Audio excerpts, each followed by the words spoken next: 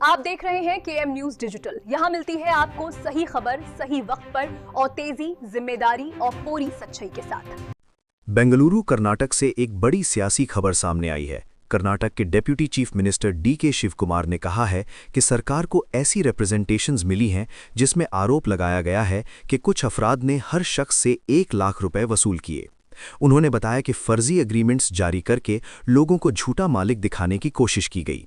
Deputy CM ने साफ कहा कि इस मामले में मुनासिब और सख्त एक्शन लिया जाएगा।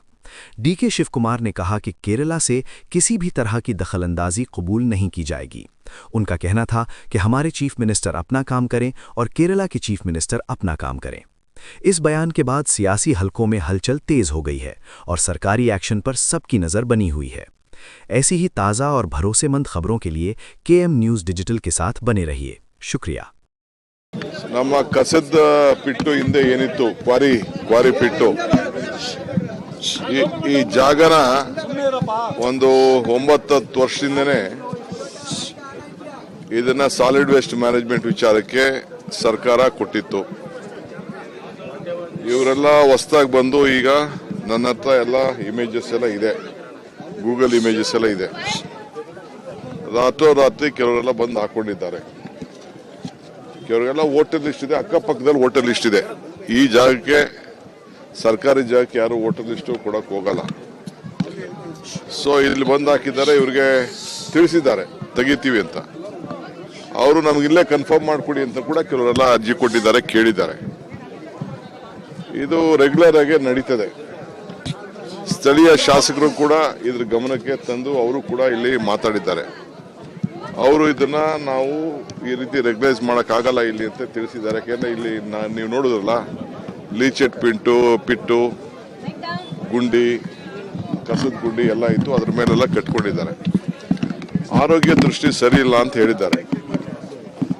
ಇದು ಕೆಲವರೆಲ್ಲ ರಾಜಕೀಯ ಬೆರೆಸ್ತಾ ಇದ್ದಾರೆ, ಇದಕ್ಕೆ ರಾಜಕೀಯ ಎಲ್ಲ ಬೆರೆಸ್ತಾ ಇದ್ದಾರೆ. ಕೇರಳ ಸಿಎಂ ಆದಿಯಾಗಿ ಕೆಲವರು ಕಮ್ಯುನಿಸ್ಟ್ ಅವರು ಪಾಪ ಎಲೆಕ್ಷನ್ ಸೋತೋಗ್ಬಿಡ್ತಾ ಇದೀವಿ ಅನ್ನೋ ಒಂದು ಭಯದಿಂದ ಮೈನಾರಿಟೀಸ್ಗೆ ಸಿಂಪತಿ ತೋರಿಸ್ಲಿಕ್ಕೆ ಹೇಳ್ತಾ ಇದ್ದಾರೆ. ನೋಡಿ, ಇಲ್ಲಿ ಮೈನಾರಿಟೀಸ್ ಬಂದ ತಕ್ಷಣ ನನಗೆ ಜೈಕಾರ ಹೇಳ್ತಾ ಇದ್ದಾರೆ. ಅವರೆಲ್ಲ ನಾವೇನಾದ್ರು ತಪ್ಪು ಮಾಡಿದ್ರೆ ನಾವು ಸಹಾಯ ಮಾಡೋದಿಲ್ಲ ಅನ್ನೋದು ಅವ್ರಿಗೆ ಭರವಸೆ ಇದ್ದಿದ್ರೆ ಅವ್ರು ಧಿಕ್ಕಾರ ಕರಿಬೇಕಾಯ್ತು. ಅವರೆಲ್ಲ ಜೈಕಾರ ಹೇಳ್ತಾ ಇದ್ದಾರೆ. ನಾವು ಅವ್ರಿಗೂ ಕೂಡ ಯಾರು ಇದಕ್ಕೆ ಇದ್ದಾರೆ, ಯಾರು ಮನೆಗೆ ಇಲ್ಲ, ಅದನ್ನೆಲ್ಲ ಪರಿಶೀಲನೆ ಮಾಡ್ತೀವಿ. ಇಲ್ಲಿ ಕೆಲವರೆಲ್ಲ ದುಡ್ಡು ಕಾಸು ಇಸ್ಕೊಂಡು ಕೂಡ ಇಲ್ಲೆಲ್ಲ ಇಲ್ಲಿಗಲ್ ಆಗಿ ಕಟ್ಕೊಳ್ಳಿಕ್ಕೆ ಅವಕಾಶ ಮಾಡಿಕೊಟ್ಟಿದ್ದಾರೆ. ಬೆಂಗಳೂರು ನಗರನ ನಾವು ಯಾವತ್ತೂ ಕೂಡ ಇದನ್ನ ಬೇರೆ ರಾಜ್ಯಗಳಲ್ಲಿ ಇದನ್ನ ಸ್ಲಮ್ಗಳು ಕ್ರಿಯೇಟ್ ಮಾಡಲಿಕ್ಕೆ ಆಗುದಿಲ್ಲ. ಇದೆಲ್ಲ ಟೆಂಪ್ರರಿ ಸುಮ್ಮನೆ ಬಂದು ಹಾಕೊಂಡು ಕೂತಿದ್ದಾರೆ, ತಿಳಿಸಿದ್ದಾರೆ. ನಮ್ಮ ಅಧಿಕಾರಿಗಳು ಮಾಡಿದ್ದಾರೆ. ಇದು ರೆಗ್ಯುಲರ್ ಆಗಿ ನಡೀತಾ ಇರ್ತದೆ.